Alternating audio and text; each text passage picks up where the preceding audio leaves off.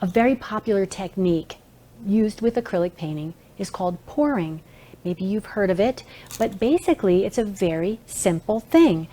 We can apply paint with a brush, we can apply paint with a knife, we can squeeze out paint from the tube, but now that we have these more fluid paints, we can actually pour them out of containers. And I'm going to pour it on there. And if I mix these up just slightly to get the alcohol in there and pour it over it, look at how they swim around. You can see why I'm using this tray with the aluminum foil.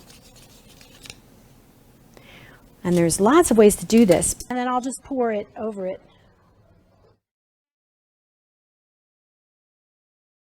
And then put the drops on, and then move it in and around.